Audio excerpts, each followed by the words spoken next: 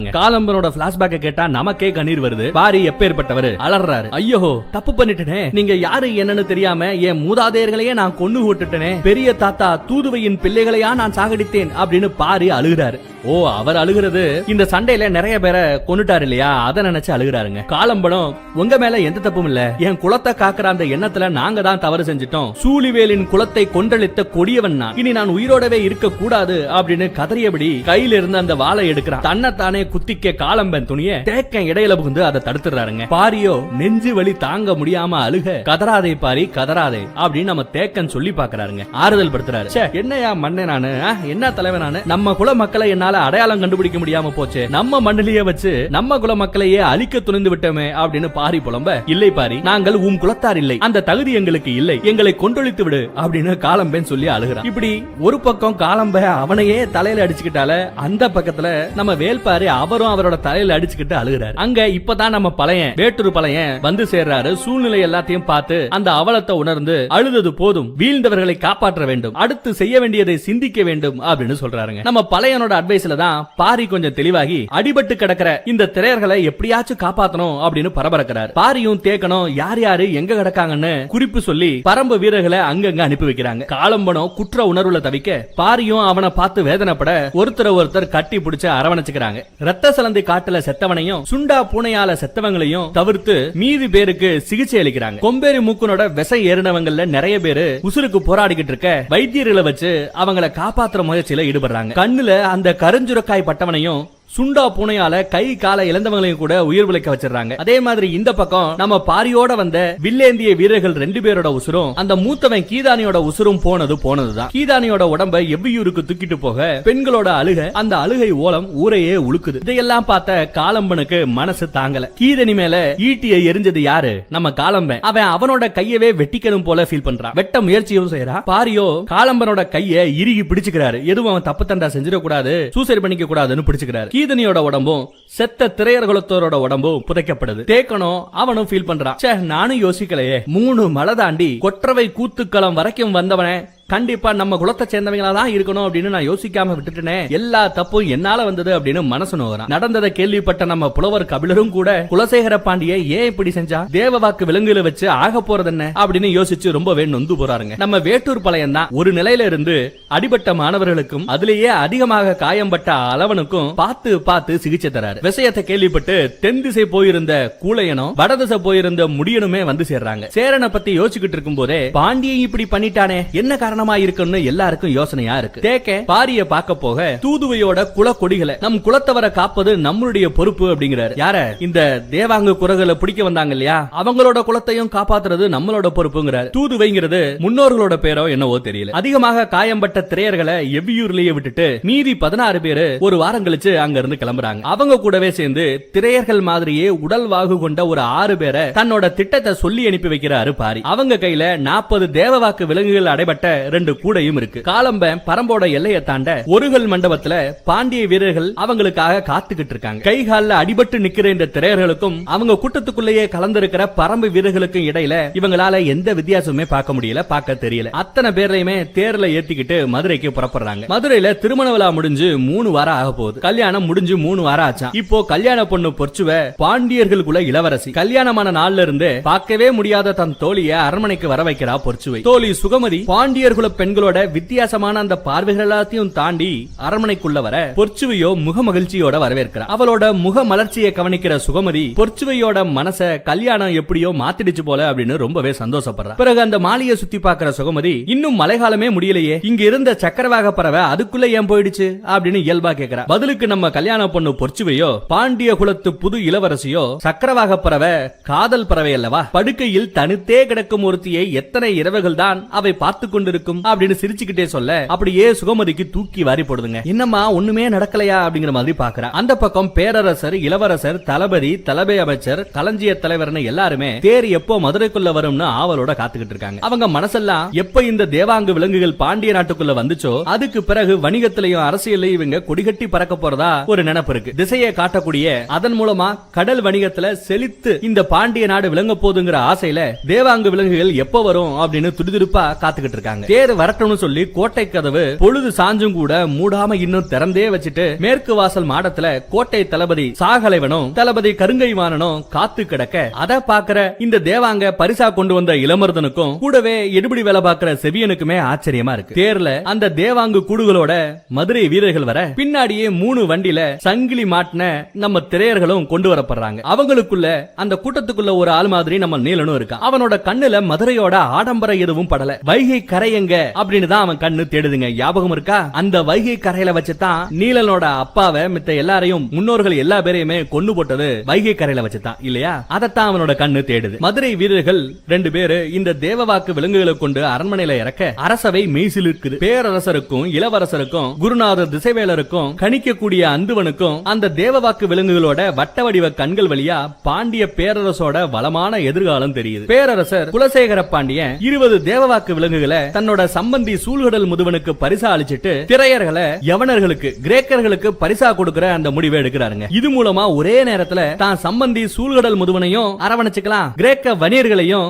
அரவணைச்சுக்கலாம். இவங்க 2 பேர் இருந்தாதான் கடல் வணிகத்துல சீரும் சிறப்பா இவனால வேலை செய்ய முடியும், சம்பாதிக்க முடியும். யாரால? பாண்டிய நாட்டு பேரரசால. சரி, 20 தேவவாக்கு விலங்குகளை கொடுத்துறாங்க. மீதி 20 விலங்குகள் என்ன பண்ண போறாங்கன்னா அரசோட பாதுகாப்புல இங்க அரண்மனையிலேயே வைக்க போறாங்களா. ஆனா இந்த தேவவாக்கு விலங்குகளை கொண்டு வந்தா உங்களை விடுவிக்கிறோம்னு வாக்கு தந்தாங்கல்ல, அப்படி தந்தும் கூட திரையர்களை அவங்களோட கழுத்துல மாற்றிருக்கிற அந்த சங்கிலிகள் எல்லாம் கலட்டாம கவச வீரர்களோட பாதுகாப்புலயே இன்னும் அடிமை மாதிரியே வச்சிருக்காங்க. வாக்கு கொடுத்த கருங்கைமான நீங்க வராம சாகலைவனும் முசுகுந்தரும் மட்டும்தான் திரையர்களை பார்க்க வராங்க. நாங்க கொடுத்த வாக்க காப்பாத்துறோம், உங்க குலத்தினர் எல்லா பேரையுமே நாங்க விடுதலை செய்ய போறோம், ஆனா நீங்க மட்டும் கிரேக்கர்களுக்கு பரிசாக அளிக்கப்பட போகிறீர்கள் அப்படின்னு நம்ம முசுகுந்தர் சொல்ல தலைவன் காலம்பே இறுகி போறாங்க. இவங்க குலத்துல மிச்ச மீதி இருக்காங்க பாத்தீங்களா, குழந்தைங்க, லேடிஸ், ஒன்னும் தேராத ஆட்கள், அவங்க எல்லாத்தையும் விடுதலை பண்ண போறாங்களா. நல்லா சண்டை போட்டு இந்த தேவாங்கு விலங்குகளை கொண்டு வந்தாங்கல்ல, இவங்க எல்லாத்தையும் மட்டும் கிரேக்க வீரர்களுக்கு பரிசா கொடுக்க போறாங்களா. அதே மாதிரி இந்த கூட்டத்துல ரொம்பவே அடிபட்டவங்க இருப்பாங்க பாத்தீங்களா, அவங்களையும் எதுக்கும் பிரயோஜனம் இல்லைன்னு சொல்லிட்டு விடுதலை செய்ய அப்படி அடிபட்டு இந்த கூட்டத்துல இருந்து வெளியில போவான் பாத்தீங்களா, அவனை பார்த்து நம்ம காலமே நம்ம மக்களை இங்க இருந்து கூட்டிட்டு போய் பரம மலைக்கு கொண்டு போய் சேர்த்துரு அப்படின்னு சொல்லி அனுப்புறான். நல்ல நிலைமையில இருக்கிற திரையர்களையும் அவங்களுக்கு இடையில புகுந்திருக்கிற நம்ம பரம்பு வீரர்களையும் கூண்டுல அடைச்சு துறைமுகத்துக்கு கொண்டு போறாங்க. வண்டி இப்போ வைகை கரையோரம் போக நீலே முழுக்க முழுக்க அதையே பார்த்தபடி வராங்க. அவனுக்கு ஏனோ வைகையில தண்ணிக்கு பதிலா ரத்த ஆடு ஓடுற மாதிரியே ஒரு பிரம்ம ஏற்படுது. அந்த பக்கம் நம்ம தலைவன் காலம்பனோட குலமக்கள் எப்படியோ விடுதலை ஆயிட்டாங்க. அவங்களை இனி நம்ம வேல்பாரி பார்த்துப்பான் அப்படின்னு நிம்மதியாகிறான் இந்த தலைவன் காலம்ப. கொற்கை துறைமுகத்துல இந்த பாண்டிய நாட்டோட கொற்கை துறைமுகத்துல இறங்கின கப்பல்கள் இப்போ திருமண விழா முடிஞ்சு புறப்பட தயாராகிட்டு இருக்கு. பக்கத்திலேயே சின்ன துறைமுகமான வைப்பூர் துறைமுகத்துல தயாராகி நிறுத்தி வைக்கப்பட்டிருக்கு. அந்த வைப்பூர் துறைமுகத்துல கிரேக்கர்களுக்கு ஒரு கோட்டை, நம்ம பாண்டியர்களுக்கு ஒரு கோட்டைன்னு 2 பெரிய கோட்டைங்க இருக்கு. வைகை நதி கடல்ல கலக்கிற இடத்துல இருக்கிற அந்த வைப்பூர் துறைமுகத்துக்கு தான் வந்து சேர்ந்துறாங்க. திருமண சடங்கெல்லாம் முடிச்சு அதை அட்டன் பண்ணி முடிச்ச கிரேக்க பெரு வணிக பெரிய வணிகர் இவரு, பேரு வெஸ்பானிய. அப்புறம் கிரேக்க சாகச தளபதி பேரு ஹிப்பாலஸ். இந்த மாதிரி முக்கியமான ஆளுகளை வழி அனுப்புறதுக்காக நம்ம பாண்டியர்கள் சிறப்பு விருந்து ஒண்ண ஏற்பாடு பண்ணி இருக்காங்க. அந்த விருந்த தலைமை தாங்கி நடத்துறது யாருன்னா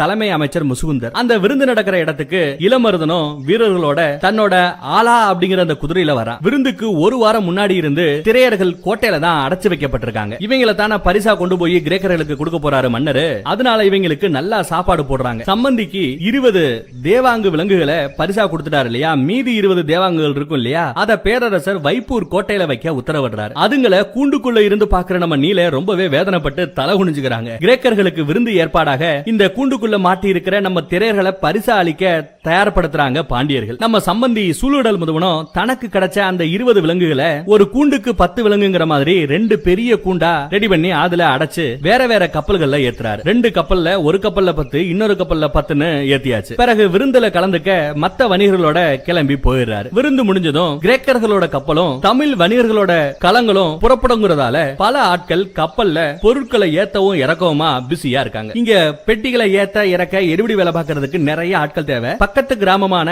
அருகன்குடி மக்களும் அதை சுத்தி இருக்கிற சுத்துப்பட்டு கிராமத்துல இருந்தும் நிறைய தொழிலாளர்கள் வரவழைக்கப்பட்டு இந்த கப்பல்கள் புறப்படுறதுக்கு தேவையான எல்லா வேலைகளிலும் ஈடுபடுத்தப்படுறாங்க. இதனால இந்த வைப்பூர் துறைமுகமே ஈ கூட்டம் மாதிரி மக்கள் கூட்டத்தால நிரம்பி வழியுது. அந்த பக்கம் கிரேக்க கோட்டையில விருந்து தொடங்க அடிமை வீரர்கள் கப்பல்ல ஏற்றப்படுறாங்க. அவங்க மேல இருந்த இரும்பு சங்கிலி அவுக்கப்பட்டு ஒரு மரக்கட்டையில கையை மட்டும் உள்ள போற மாதிரி 2 ஓட்டை இருக்கும். அந்த மரக்கட்டைகளை கையில சொருகுறாங்க. இதுதான் அடிமை வீரர்கள் கப்பலுக்கு கீழே இருந்து துடுப்பு போறதுக்கு வசதியா இருக்கும்னு இப்படி ஒரு ஏற்பாடு. நைட் ஆயிடுது. இருந்தாலும் நிறைய விளக்குகளை ஏத்தி ஜெகஜோதியா நம்ம கிரேக்க தளபதி ஹிப்பாலஸோட கப்பல் நிக்குதுங்க. ஜெகஜோதியா நிக்குது. அந்த கப்பல்ல தான் நம்ம திரையர்கள் அடிமைகளா ஏத்தப்படுறாங்க. ஏத்தப்பட்டு மேல் தளத்துக்கு கொண்டு போய் நிறுத்தப்படுறாங்க. கப்பல்ல மேல் தளத்துக்கு வந்து சேர்ந்தாச்சு.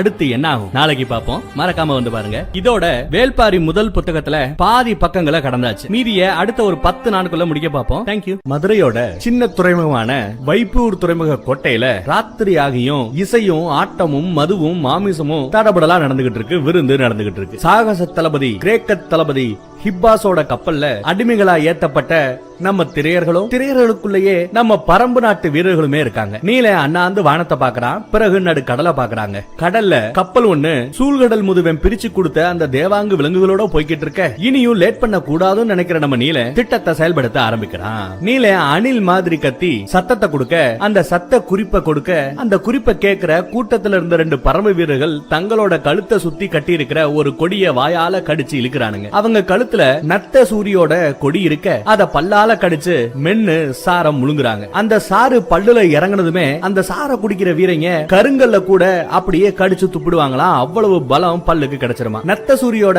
சாரை குடிச்ச அந்த 2 வீரர்களும் இப்ப தங்களோட கையில இருந்த அந்த மர கட்டையையும் அடுத்தடுத்து நம்ம நீல காலம்ப மத்த வீரர்களோட கையில கட்டி இருந்த அந்த கட்டைகள் எல்லாத்தையுமே அப்படியே கடிச்சு துப்புறானுங்க. எல்லாரோட மரக்கட்டையுமே அவங்க கடியில 2 ஆயிடுது. அதுக்கு பிறகும் வீரியம் குறையாத அவங்க 2 பேரும் வேற வழி இல்லாம கொஞ்ச நேரத்துக்கு கப்பலோட ஓரத்துல இருக்கும் பாத்தீங்களா, கப்பலே முழுக்க முழுக்க மரத்தால செய்யப்பட்டதானே, இஷ்டத்துக்கு அந்த கப்பல்லையே ரொம்ப நேரம் கடிச்சு குதறிக்கிட்டு இருக்கானுங்க. அந்த வீரியம் அடங்குற வரைக்கும் பரம்போட மீதி 3 வீரர்கள் இடுப்புல சுத்தி இருந்த பால் குரண்டி செடியோட திருச்ச கயிறை அப்படியே உருவி எடுக்கிறாங்க. பால் குரண்டி செடி தான் அப்படியே சரகு மாதிரி பத்தி எரியுமே, பாத்துருக்கமே நம்ம கூட. பரம்பு வீரர்கள் வச்சிருந்த அந்த பால் குரண்டி கயிறு துண்டு துண்டாக்கப்பட்டு எல்லா வீரர்கள் கையிலையும் கொடுக்கப்படுது. அத பக்கத்துல இருக்கிற நெருப்புல விளக்குல பத்த வச்சபடி அத்தனை பேருமே ஒட்டுக்கா கடல்ல குதிக்கிறாங்க. சத்தம் கேட்டு இவ்வளவு நேரம் அந்த பக்கம் லேபர்ஸ் எல்லாம் பொருட்களை இறக்க ஏத்தவமா இருந்தாங்க இல்ல, அந்த பக்கமே கவனமா இருந்த அந்த கப்பலோட காவல் படை வீரர்கள் கடல்ல இப்ப எட்டி பாக்குறானுங்க. அவங்க என்ன நினைக்கிறாங்கன்னா கையில கட்டையோட கடல்ல குதிச்ச அந்த அடிமை வீரர்கள் எல்லாம் செத்து போயிடுவாங்க,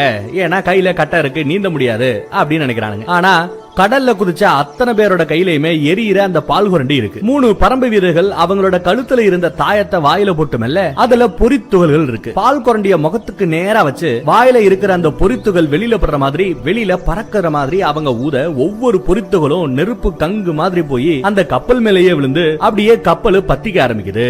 நம்ம பசங்க கையில இருக்கிற கட்டையை எப்பவே கடிச்சு துப்பிட்டாங்கிறது அந்த வீரர்களுக்கு தெரியாது. ஃப்ரீயா விட்டானுங்க. இவங்க பத்தவே வச்சுட்டானுங்க. கையில இருக்கிற பால் குரண்டி மூலமா வீரர்களும் பக்கத்துல இருக்கிற ஏகப்பட்ட படகுகள் அந்த எல்லா படகுகளுக்கும் தீ வைக்கிறாங்க. கடல் காத்தும் மெல்ல வீச நெருப்பு நல்லா பத்த ஆரம்பிக்குது. அந்த துறைமுகத்துல இருக்கிற அத்தனை கப்பல்களுமே இப்ப அந்த தீ காட்டு தீ மாதிரி பத்தி பரவ அந்த இடமே பயங்கர வெளிச்சமும் நெருப்பும் இறைச்சலுமா மாறுது. கோட்டையில போதையோட உச்சியில விருந்துல ஆடிக்கிட்டு இருந்தவங்க கிட்ட தொழிலாளர்களும் வீரர்களும் ஓடி போய் விஷயத்தை சொல்ல கிரேக்கர்களும் வணிகர்களும் பதறி அடிச்சுக்கிட்டு துறைமுகத்தை நோக்கி ஓடி வராங்க. கிரேக்க தளபதி ஹிப்பாஸோட பிரம்மாண்டமான கப்பலோட பாய்மரம் இப்ப பத்தி எரிஞ்சுக்கிட்டு இருக்கு. அதை பார்த்ததுமே அவன் தலை உச்சி வரைக்கும் ஏறி இருந்த போத அப்படியே சர்ன்னு பூசுன்னு இறங்குது. எல்லா இடத்துலயும் கதறலும் கூக்குரலும் இறைச்சலுமா இருக்கு. கிழக்குல இருந்து மேற்கு வரைக்கும் எல்லா படகுலையும் நெருப்பு கொழுந்து விட்டு எரியுது. யாராலையும் கிட்ட கூட நெருங்க முடியாத அளவுக்கு தீ கப்பலுக்குள்ள சுழண்டு அடிக்குது. முன்னவே 2 கப்பல்கள்ல தேவாங்கு விலங்குகளை ஏத்தி அனுப்புற நம்ம சூழ்கடல் முதுவன் லேட்டா தாங்க விருந்துக்கு போறாரு. அப்படி போறவரு மது மாதுன்னு வெளியே நடக்கிறதே தெரியாம இன்ப கடல்ல மிதக்க யார் அந்த சூழ்கடல் முதுவன் ஞாபகம் இருக்குல்ல, சம்பந்திகாரர். அவருக்கு ரொம்பவே பிடிச்ச கடல்ல நிறுத்தி வைக்கப்பட்டிருந்த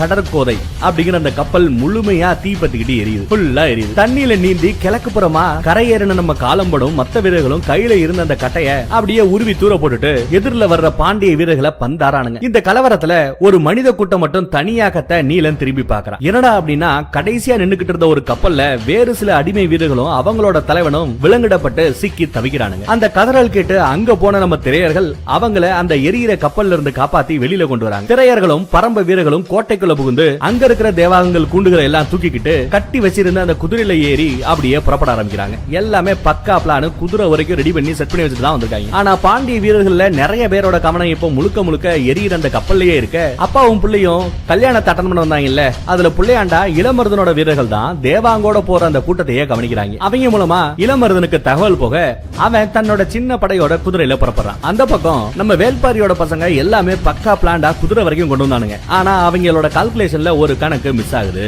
என்ன அப்படின்னா திரையர்கள் ரொம்ப உயரமா கனமா வெயிட்டா இருப்பானுங்க. குதிரையில அவங்க ஏறினதுனால குதிரை இவங்களோட கனத்துக்கு ஈடுக்க முடியாம மெதுவா தாங்க போகுது, வேகமா ஓட முடியல. அதனால நீலனும் இந்த திரையர்களுக்கு இணையா மெதுவா குதிரையில அப்படியே ஓட்டிட்டு போயிட்டு இருக்கான். திரையர்கள் காப்பாத்துற அந்த அடிமை வீரர்களும் அடிபட்ட அவங்களோட தலைவனை தூக்கிக்கிட்டு இவங்களோடவே குதிரையில பயணம் பண்ண நீலனால அவங்கள விலகி போங்க, எங்க கூட பின்னாடி வராதீங்க அப்படின்னு சொல்ல முடியல. சொல்ல மனசு வராம அமைதியாவே போறான், கூட்டிட்டு போறான். அதே சமயம் இளமருதன் இப்போ ரொம்ப வேகமா அந்த இடத்துக்கு வந்து எதிர்த்தாக்குதல் நடத்த பயங்கர கோவத்தோட இருக்க நம்ம காலம்பே அவனோட ஆயுதத்தை வச்சு எதிரி வீரர்களை சும்மா குத்தி தூக்கி எரியறான், பந்தாடுறான். காலம்பே ஒத்தாலா அவனோட ஆயுதத்தை வச்சு எல்லா பேரையும் தொலைச்சு போட குத்தி எரிய இளமருது மட்டும் தேவாங்குகளோட கூடைய முதுகுல சுமந்துகிட்டு போற நம்ம நீலனை நோக்கி முந்திக்கிட்டே போறான் குதிரையில. அதே சமயம் முன்னாடி போன அந்த இடத்துல என்ன நடந்ததுன்னு சரியா தெரியல. காலம்பே ஒரு நொடி பதறி போய் குதிரையில இருந்து இறங்கி ஓடி பார்க்க அங்க பார்த்தா நம்ம நீல அதே நொடியில இளமருதனோட தலைய துண்டா சீவிட்டு அவனோட ஆளாங்கிற குதிரை மேல இவன் ஏறி உட்கார்ந்துட்டு இருக்கான். நம்ம காலம்பே இறங்கி வரும்போது ஆளா குதிரை மேல எதிரியோட குதிரை மேல இருந்த